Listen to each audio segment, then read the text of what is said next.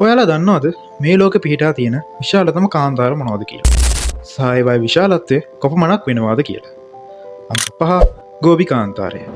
වර්ග කිලෝමීටර් 13 ලක්ෂයක් පුරා විහිදී ඇති මෙය චීන හා මොංගෝලියන් දේශ සීමාවේ පිහිටා ඇත. මෙය සීතල කාන්තාරයක් ලෙස හැඳින්වේ. අංක 4 අරාබි කාන්තාරය. වර්ග කිලෝමීටර් 23 ලක්ෂයක් පුරා විහිදී ඇති මෙය අරාබි අර්ධද්වීපයේ පිහිටා ඇත.